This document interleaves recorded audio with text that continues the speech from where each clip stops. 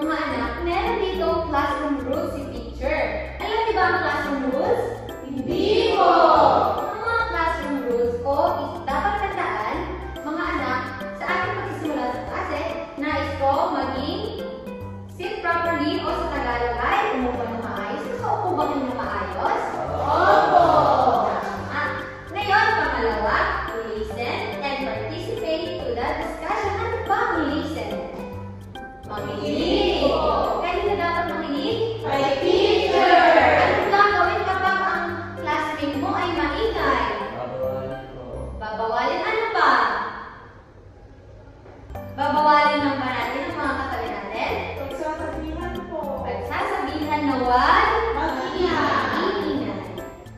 Pangatlo ay raise your hand. Ano ibig sabihin ng raise your hand? Taas ang kamay. Raise your hand if you want to ask a question. Ibig sabihin, kapag may gusto kayong itanong, ay ano gagawin? Tataas po ang kamay. Itaas natin ang kamay kapag gustong magtanong. Dahil kapag nagsalita kayo at nagsasalita si teacher habang nagdi-discuss at nagsalita kayo, magkakaintindihan ba tayo? Hindi po. Kaya ano gagawin natin kapag may gusto magtanong? Tataas po ang kamay. Very good. Salamat anak sa inyong makikinig. Inaasahan mo na gagawin ninyo yan, ha? Opo! Meron tayo maliit na kahon. Nakikita niyo ba ang kahon na kulay asul? Opo! Maaari niyong kunin ang inyong mga pangalan sa loob ng kahon. Stop na. Sabay-sabay. Hindi na tayo magmamadali kayo. Bata ka eh.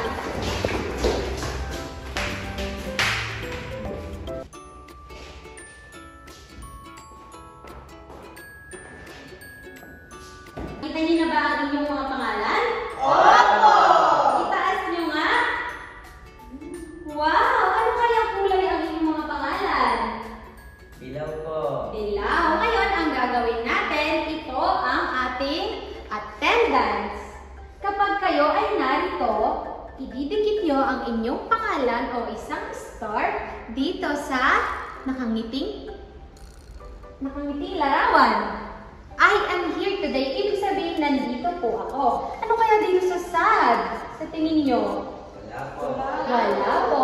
Ang nakalagay, I am not here. Ngayon, pag tinawag ko ang inyong pangalan, maaari mo bang idikit ito? Opo. Ngayon, dahil nandito si teacher, una ko munang ilalagay ang aking pangalan dito dahil si teacher ay pumasok. Ngayon, maaari mo bang idikit ito? Opo!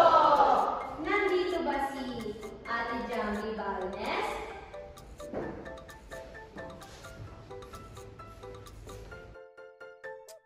Dito ba si Ate Veronica Cortez? Nandito po.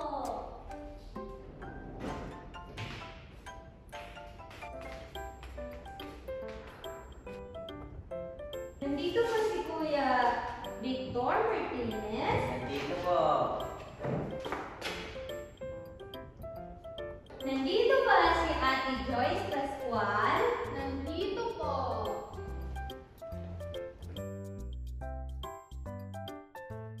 Nandito ba si Ate Villa Arlene? Andito po.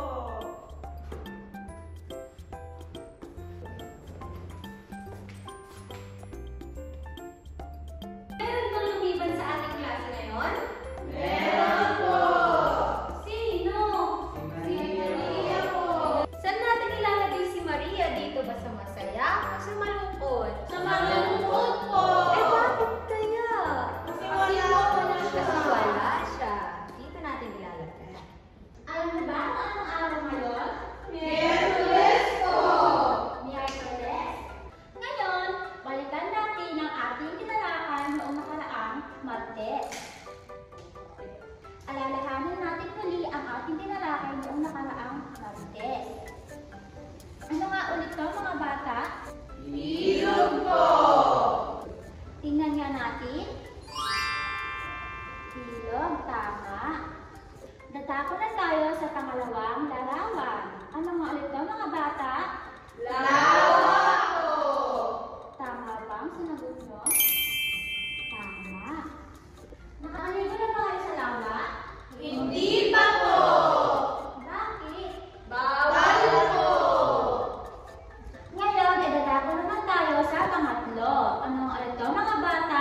Talon po. Tingnan natin kung tama. Tama, talon po. Ngayon, idadako naman tayo sa pang-apat. Ano nga ito mga bata? Dagat po. Tingnan niyo natin kung dagat talaga siya. Tama, dagat nga. Nakalipin na po kayo sa dagat? Opo. Ano po dyan? May turtle. May corals. Tama, ang dagat ay maalat, may turtle, pagong. Isa-isahin naman natin ang mga anong tubig. Kaya, ilog, lawa, talon, at dagat. Pwede ba ako sabayan mga bata? Ilog, lawa, talon, at dagat. Magaling mga bata, pwede mong bigyan ng inyong sarili ng magaling plan. 1, 2, 3, go! 1, 2, 3, 1, 2, 3, ang galing-galing. Muli mga bata, ano nga ba ang layunin natin ngayong araw? Number 1, nabibigyan kahulugan ang konsepto ng anyong lupa. Pakiulit nga ang binasa ni teacher. Nabibigyan kahulugan ang konsepto ng anyong lupa. Tama, nabibigyan ng kahulugan. Paano nga ba ito nabibigyan kahulugan? Mamaya i-explain ni teacher. Ikalawa, nasasabi ang iba't ibang halimbawa ng anyong lupa sa bansa. Pakiulit nga ang binasa ni teacher. Nasasabi ang iba't ibang halimbawa ng anyong lupa sa bansa. Paano nga ba nasasabi ang halimbawa ng mga anyong lupa? Mamaya may ipapakita si teacher ng mga halimbawa ng anyong lupa. Number 3 o ikatlo. Natutukoy ang mahalagang kontribusyon ng mga anyong lupa sa kabuhayan at kultura ng mga tao sa Pilipinas. Pakiulit nga mga bata. Natutukoy ang mahalagang kontribusyon ng mga anyong lupa sa kabuhayan at kultura ng mga tao sa Pilipinas. Mga bata, kailangan nating matukoy ang mahalagang kontribusyon ng mga anyong lupa sa kabuhayan ng kultura at ng mga tao sa Pilipinas sa aralin nating paksa. Ngayon mga bata, may hinanda si teacher na awitin. Ang gustong mangyari ni teacher ay tumahimik kayo kasi pagkatapos neto ay sasabayan nyo. Okay ba yun mga anak? Handa na ba tayo? Opo! Okay.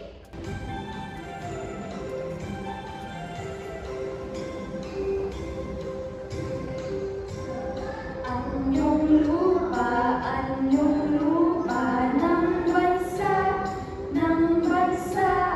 bundok at ang bulkan, burol at kapatagan, talampas at lambak. Muli mga anak, pwede niyo nang sabayan si teacher.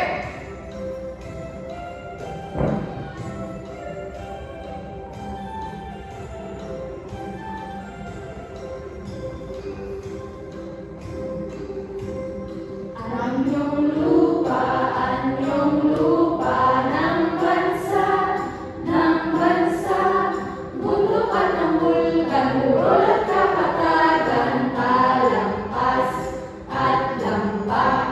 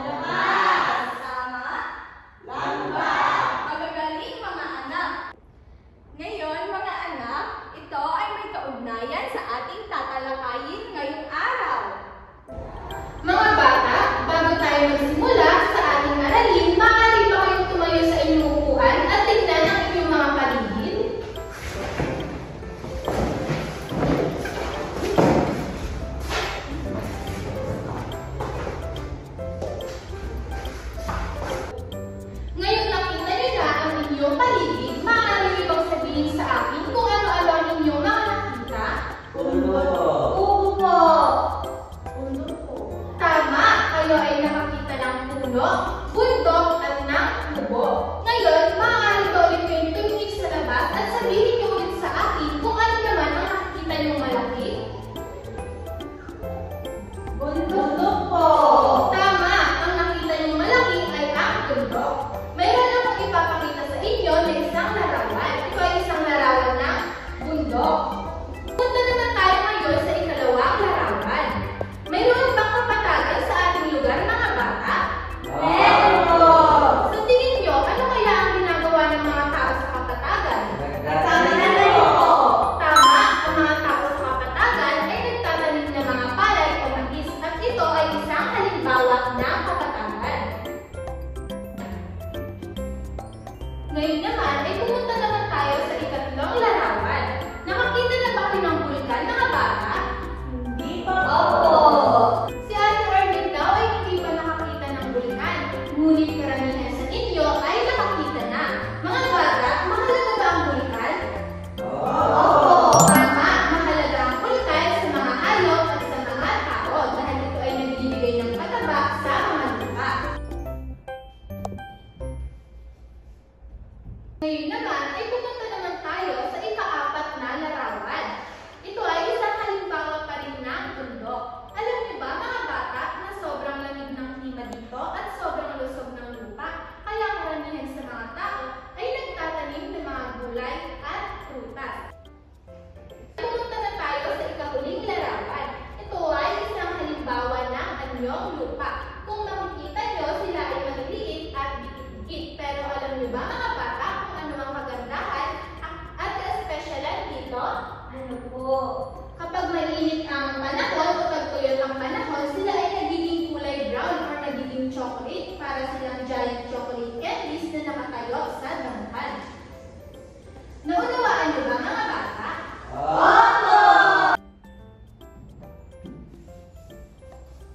At ito ang mga halimbawa ng anyong lupa na ipapaliwanag natin mamaya sa ating talakayan. Ngayon naman, ating tatalakayin ang anyong lupa. Maaari niyo bang ito bigkasin muli? Anyong lupa! Ito, inyong matutukoy ang iba't ibang anyong lupa. Handa na ba kayo? Opo! Alam niyo ba na mayaman ang ating bansa sa iba't ibang anyong lupa? Mahalaga ang mga ito dahil nagbubula dito ang yamang lupa na nagagamit natin sa araw-araw nating pamumuhay. Maraming anyong lupa ang matatagpuan sa ating bansa. Makikita ang mga ito sa mapa. Makikilala sa mga simbolo o pananda. Alala niyo pa ba kung ano ang mapa na nagpapakita sa anyong lupa at anyong tubig? Mapa physical! Tama! Ipinapakita ng mapang ito ang iba't ibang anyong lupa at anyong tubig na matatagpuan sa iba't ibang lugar. Ito yung halimbawa ng anyong lupa na nakasulat sa larawan. Ang kapatagan, talampas, bundok, bulkan, lambak, burol, at bulubundukin. Maaari na ba ako sabayan? Kapatagan, Kapatagan! talampas, Talampas! bundok, Bundok! bulkan, Bulkan! lambak, Lambak! burol, Burol! at bulubundukin. Bulubundukin! Very good. Parang 1, 2, 3, 1, 2, 3, tataling-taling! halina't kilalanin ang mga batang ito mula sa iba't ibang lugar ng ating bansa. Ibabahagi nila ang mga anyong lupa matatagpuan sa kanilang lugar. Nating kilalanin ang unang bata. Ako si Kiko. Mula sa lawigan ng Nueva Ecija. Ang aming lalawigan ay isang sa napakalawak na kapatagan. Maaari niyo bang basahin muli ang sinabi ni Kiko? Sabay-sabay. Ako si Kiko, mula sa lalawigan ng Nueva Ecija. Ang aming lalawigan ay isang napakalawak na kapatagan. Yun, si Kiko daw ay nakatira sa Nueva Ecija. Isang napakalawak na kapatagan. Ano nga ba ang kapatagan? Ang kapatagan ay isang malawak na patag na anyong lupa. Sa kapatagan, karaniwang naninirahan ng mga tao, katulad ng pinatitirhan natin ngayon. Ano ang napapansin niyo sa larawan ng kapatagan? Magbigay ka nga, Ate Sandra. Patag po. Tama. Ikaw naman, Ate Arlene. May mga talim pong palay. Tama. Ikaw naman, Ate Joyce. May mga puno po. Ngayon, ang kapatagan ng Bintang Luzon, ang pinakamalawak na kapatagan sa bansa. Dito tayo nakatira. Ano na ulit ang anyong lupa sa lalawigan ni Tito? Kapatagan! Tama.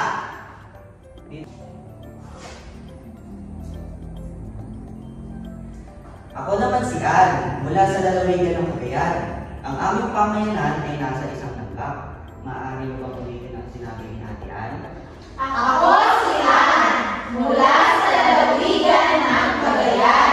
Ang aming pamayanan ay nasa isang lambak. Yun, si Ate Al daw ay nakatira sa lalawigan ng Cagayan na isang lambak. Ano naman kaya ang lambak? Ang lambak ay patag at mababang anyong lupa sa pagitan ng mga bundok. Ang nakikita niyo sa larawan ng lambak? Yes, Ate Joyce. Patag at mababang lupa po. Tama, patag at mababang lupa. Ate Arlene. May puno po. Tama, may puno ang lambak. Ate Sandra. May dalawang bundok po. Tama, may dalawang bundok ang lambak. Ito ang mga lahat ng sinabi nyo ay katangian ng lambak. Sa lalawigan ni Ate Ann, yes, Ate Jamie. Ito po ay lambak. Tama. Punta na tayo sa pangatlong anyong lupa. Dito naman tayo kay Kuya Lester. Ako naman si Lester, mula sa lalawigan ng Cotabato. Matatagpuan sa aming lalawigan ang pinakamataas na bundok. Pwede maaari bang pakiulit ang sinabi ni Kuya Lester? Ako naman si Lester, mula sa lalawigan ng Cotabato. Magtatagpuan sa aming lalawigan ang pinakamataas na bundok. Yon, si Lester naman ay nakatira sa lalawigan ng Cotabato, kung saan ang pinakamatataas na bundok. Ano kaya ang bundok? Ang bundok ay ang pinakamataas na anyong lupa. Kumbaga, ito yung pinakakuya sa lahat ng anyong lupang mababanggit ko. Ano ang napapansin niyo sa larawan ng bundok? Mataas ako! Tama, mataas ang bundok. Ikaw naman, Ate Jackie. May ulam po. Oh, tama, may ulam sa taas ng bundok. Ikaw naman, Ate Veronica. Kulay green po siya. Tama, maraming green dyan kasi maraming puno. Lahat ng sinabi nyo ay isang katangian ng bundok. Alam nyo ba, ang pinakamataas na bundok sa Pilipinas ay ang bundok Apo. Ano na ulit ang pinakamataas na bundok sa Pilipinas? Bundok Apo! Tama. Ito ay matatagpuan sa lalawigan ni Lester kung saan sa Cotabato at ibang bahagi ng lalawigan ng Davao. Sa bulubundukin. Ang bulubundukin naman ang tawag sa halin ng mga bundok. Dikit-dikit na mga bundok. Papansin nyo sa larawan ng bulubundukin. Yes, Ate Sandra. Dikit-dikit po yung bundok. Tama. Ang bulubundukin ay dikit-dikit. Ngayon, naman ang napapansin mo, Ate Joy, sa pinagkaiba ng bulubundukin ng bundok. Ang bundok po ay iisa at ang bulubundukin naman po ay dikit-dikit. Tama. Ang bundok ay isang bundok. Ngunit, ang bulubundukin naman ay dikit-dikit na mga bundok. Pero parehas silang malalaki. Ito naman tayo kay Kuya Pat. Ako si Pat, mula sa lalawigan ng Albay. Ang pinakatanyag na anyong lupa sa aming pamayanan ay isang bulkan. Mga muli ang pinakatanyag na anyong lupa sa lalawigan ng Albay? Bulkan po! Tama, bulkan. Ang bulkan naman ay isang anyong lupa na may bunganga o butas at maaaring pumutok o sumabog. Tandaan nyo mga bata, ang bunganga ay ginagamit lang sa bagay o hayop, pero ang bibig ay ginagamit lamang sa mga tao. Ang bulkan Mayong naman ang itinuturing na pinakamagandang bulkan sa bansa dahil sa hugis nitong halos perfectong kono. Ano na nga muli ang pinakamagandang bulkan sa ating bansa? Bulkan Mayong! Tama! Dito naman tayo kay Ate Margaret. Ako naman si Margaret, mula sa lalawigan ng Bohol. Napakaraming turista ang dumarayo rito upang makita ang pinakatanyag na burol sa buong bansa. Yon, si Margaret naman ay nakatira sa Bohol, kung saan ang pinakatanyag na burol sa buong bansa. Ano kaya ang burol? Ang burol ay anyong lupang mataas din, subalit higit na mababa kaysa sa bundok. Ano ang napapansin niyo sa larawan ng burol? Ikaw, Ate Joyce. Dikit-dikit po. Tama, dikit-dikit ang burol. Ikaw naman, Ate Veronica. May puno po. Tama, may puno yung mga burol. Ikaw naman, Ate Javi. Ano ang mapapansin mo sa larawan ng isang burol?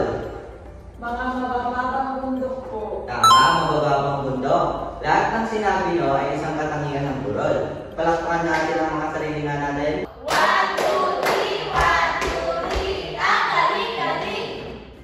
Chocolate Hills naman ang pinakatanyag na burol sa bansa. Ay binubuo na mahigit na 1,000 burol na kulay berde sa panahon ng tag-ulan. At nagkukulay chocolate naman sa panahon ng tag-araw. Ano na nga ulit ang pinakatanyag na burol sa bansa? Chocolate Hills po! Okay, palakpakan natin ang mga sarili natin. 1, 2, 3, 1, 2, 3, ang galing-galing! Ngayon, ipapakilala ko sa inyo ang aking mga kaibigan. Meron akong 4 na kaibigan, sina Mira, Jane, Vince, at Kate. Gusto niyo bang makilala ang aking mga kaibigan? Opo! Ngayon, kilalanin natin si Vince. Ako si Vince mula sa lungsod ng Baguio na nasa isang talampas. Kanina sa ating hinawit ay nabanggit ang talampas. Ngayon, ano nga ba ang talampas? Ang talampas ay patag na anyong lupa sa itaas ng bundok o isang mataas na lugar. Ngayon, sinabi kanina na ang talampas ay malamig na lugar. Gusto niyo bang tumira sa malamig na lugar? Opo! Bakit gusto niyo tumira sa malamig na lugar? Kasi po malamig. Kasi malamig. Sino pa? Sino ang gustong tumira sa malamig na lugar? Ate Arlene, bakit ba gusto mong tumira sa malamig na lugar? Para hindi po umitin. Para hindi umikit. Si teacher ay ayokong tumira sa malamig na lugar kasi masakit sa buto pag malamig. Ang talampas ay malamig ang klima, kaya angkop ito tamnan ng iba't ibang uri ng gulay, prutas, at makukulay na bulaklak. Sino ang mga nagtatanim sa inyo ng mga bulaklak? Sinama po. Ng gulay, nagtatanim ba kayo ng gulay? Opo! Ng prutas, nagtatanim ba kayo ng prutas? Wala po! Since saan nagsabi na meron, ano ang tanim ng prutas? Chico po! Chico, sino may tanim sa inyo ng mangga? May mangga. Ngayon, ang talampas sa Baguio. Ang lungsod ng Baguio ay isang talampas. Maraming turista ang bumibisita rito, lalo na sa panahon ng tag-init dahil malamig dito. Ngayon, sino ang gustong pumunta sa Baguio? Bakit gusto niyo pumunta sa Baguio? Malamig po. Kasi malamig. Meron bang strawberry doon? Meron po! Meron bang mangga doon? Meron. Meron din. Ngayon, ang strawberry ay tumutubo lamang sa malalamig na bahagi o lungsod. Maaari bang tumubo ang strawberry sa mainit na bahagi tulad ng Nueva Ecija? Hindi po! Dahil ang strawberry ay tumutubo lamang sa Malalamig na lugar. malalamig na lugar. Tama. Iba pang halimbawa ng talampas ay ang Tagaytay sa lalawigan ng Cavite. Gayun din naman, ang Bukidnon sa Mindanao ay ang mga halimbawa ng talampas. Ngayon, dadako naman tayo kay Ate Kate. Si Ate Kate ay mula sa lalawigan ng Zamboanga, Sibugay. Saan na nga muling lalawigan si Ate Kate? Zamboanga, Sibugay! Sa Zamboanga. Very good. Sabi ni Ate Kate, ang aming lalawigan ay nasa isang tangway o peninsula. Ano kaya ang tangway? Meron ba kayong ideya kung ano ang tangway? Ngayon ay titignan natin kung ano ba ang tangway. Ang tangway ay isang kahabang anyong lupa na nakakabit sa kalupaan at napapaligiran ng tubig maliban sa bahagi na nakadikit sa kalupaan. Sabi rito na ang tangway ay isang pahabang anyong lupa. Asan ba ang pahabang lupa? Ito ba? Hindi po! Ito ba? Opo! Tama, yan ay isang tangway na sinasabi dito na napapaligiran ng tubig. Ito ba ay tubig? Opo! Tama, yan ay tubig na nakadikit sa kalupaan. Maliban sa Zamboanga, ang iba pang tangway ng Pilipinas ay ang lalawigan ng Bataan at rehiyong Bicol. Maaari niyo bang sabihin sa akin kung saang lalawigan tayo makakakita ng mga tambay? Sa Bataan? Saan pa? Region Bicol. Sa Bicol. Sa Bicol o rehiyon ng Bicol. Tama. Dito naman tayo kay Ate Jane. Si Ate Jane ay ang pamayanan niya ay nasa magandang pulo ng Boracay sa lalawigan ng Aklan. Ate Joyce, maaari mong basahin kung paano magpakilala si Ate Jane? Ako si Jane. Ang pamayanan ko ay nasa magandang pulo ng Boracay sa lalawigan ng Aklan. Salamat, Ate Joyce. Narinig niyo na ba ang Boracay? Opo. Nakapunta na ba kayo sa Boracay? Hindi pa po. Kahit si teacher ay hindi pa nakapunta sa Boracay, ngunit sinabi rito na ang Boracay ay isang magandang pulo. Tignan nga natin kung maganda ba talaga ang pulo ng Boracay. Maganda ba ang pulo ng Boracay? Opo. Ano kaya ang kapansin-pansin dito sa pulo? Tubig po, marami. Maraming tubig. Ano pa? Walang puno. May mga puno. Kaya ba natin bilangin ang puno? Hindi po. Ano ba yung pwedeng at kapansin-pansin dito sa pulo? Napakaliit po ng lugar. Maliit yung lugar niya. Ang pulo ay isang anyong lupa na napapaligiran ng Tubig. tubig. Nakikita niyo naman na ang anyong ito o ang pulo na ito ay nasa gitna. At ang nakapaligid sa kanya ay ang tubig. Dahil ang pulo ay sa kasalukuyan ay may 7,641 na pulo. Sabihin niyo nga, 7,641 pulo o isla sa ating bansa.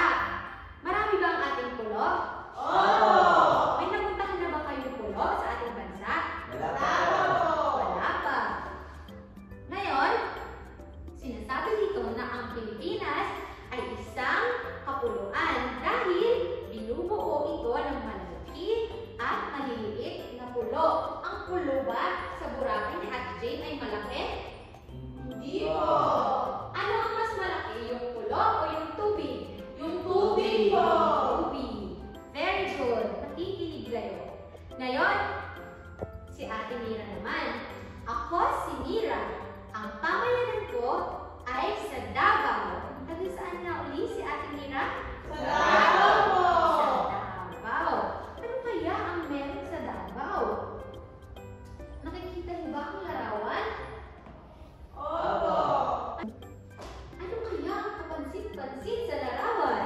May butas po. May butas. Ngayon, kapag ba pumunta tayo sa butas na yan, ano kaya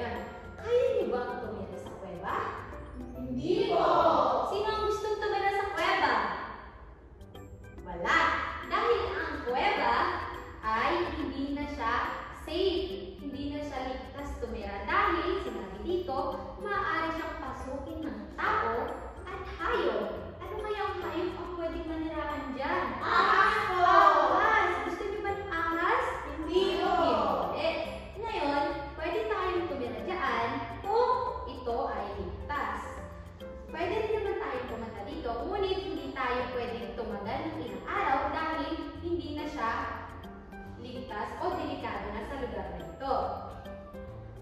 Paalala mga bata, noong unang panahon, hindi pa uso ang bahay. Ang ating mga ninuno ay nakatira lamang sa kuweba. Very good. Ngayon, tignan nga natin ang iba't ibang anyong lupa. Isa-isahin nga natin. Kapatagan. Ano na nga ulit ito? Kapatagan. Ano ang meron sa kapatagan? Ano ba? Palay po. Palay. Sa lamba, ano kaya ang lamba? Patag na lupa. Eh sa bulkan, ano kaya yung makikita natin sa bulkan? So, May bunganga. May bunganga. Ano kaya yung lumalabas sa bunganga ng bulkan? Lava. Lava. Dito naman sa pangalawa ay pang-apat. Bundok. Kung saan tayo ay naninirahan. Ano naman ang panglima? Bulubundukin. Bundukin. Ito ay Burol. Ito ay Talampas. Tawal. Ulo. Kuweba. kuweba. Ito ay ang mga halimbawa ng anyong lupa na kung saan dapat natin pahalagahan. Dito tayo makakuha ng pangkabuhayan at sapat na kontribusyon sa ating Pilipinas. Katulad na lang ng sabi natin bulkan, ang bulkan ang siyang nagbibigay ng pataba sa mga lupa o mga tanim. Ngayon, may hawak ako rito na papel na inyong sasagutan. Bago ko ibigay ang inyong sasagutang papel, maaari bang umupo kayo ng matuwid? Tignan nga natin kung nakaupo ng tuwid ay nasa likod.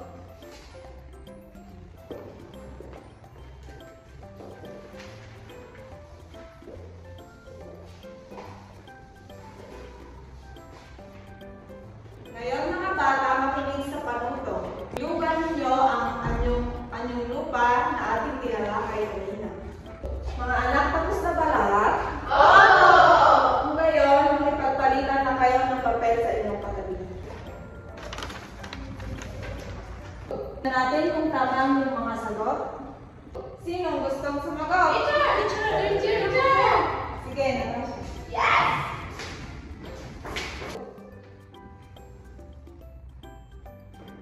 Tama ba mga bata ang sinagot ni Natasha? Tama po! Sino pang nais sumagot? Ma! Sige, Victor.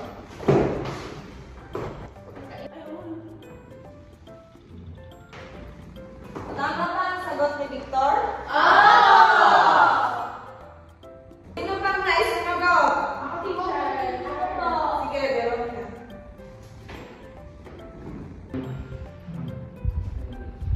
Tama ba ang sagot ni Veronica? Magaling. Ang mga sagot na yan ay mga halimbawa ng anyong lupa. Tama, palakpakan nyo nga yung mga sarili ng magaling clap. 1, 2, 3, 1, 2, 3. Ang galing-galing. Mga bata, alam niyo ba ang larong puzzle? Hindi po. Ito ay ang mga larawan na nagpira-piraso at ito ay bubuuin ninyo kasama ang inyong magiging kagrupo. Ngayon, mga bata, maaari niyo bang igrupo ang inyong sarili sa dalawa? Okay po. Ang unang grupo ay dito sa kanang bahagi at ang pangalawang grupo ay dito sa kaliwang bahagi. Ito sa unang grupo, ito sa pangalawang grupo. Maaari na kayo magsimula mga bata.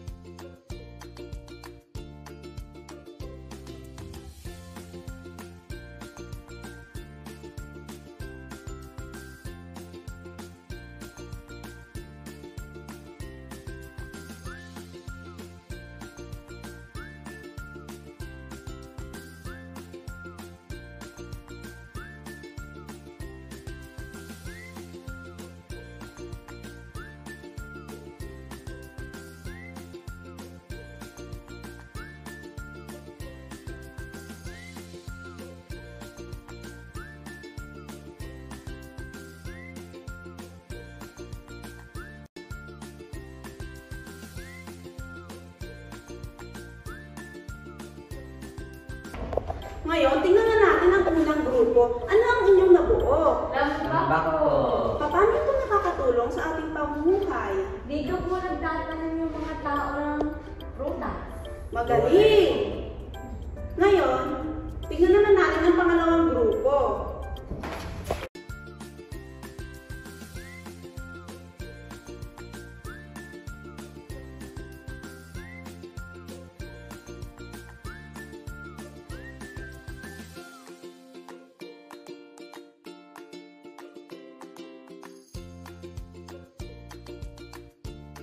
Ngayon, sa inyong pangalawang grupo, ano naman ang inyong nabuo? Kapatagan po. Paano ito nakakatulong sa ating pamumuhay? Dahil dito po nagtatanim ng mga palay at mais. Magaling! Sobrang nakakapagod ang ating palaro, ngunit masaya. Masaya ba kayo mga bata? Ngayon, magtatanong si teacher kung talagang nakinig kayo sa akin kanina. Joyce, maaari mo bang sabihin kung patungkol saan ang ating pinalakay kanina? Patungkol po sa iba't ibang anyong lupa. Magaling! Victor, maaari ka bang magbigay ng halimbawa ng mga anyong lupa? Bundok po. Magaling! Sino pa ang gusto magbigay ng isang halimbawa? Natasha, maaari ka ba magbigay ng isang halimbawa? Talampas po. Magaling! Ang talampas, bundok, at kapatagan ay mga halimbawa ng anyong lupa. Ngunit hindi lang ito, marami pang iba.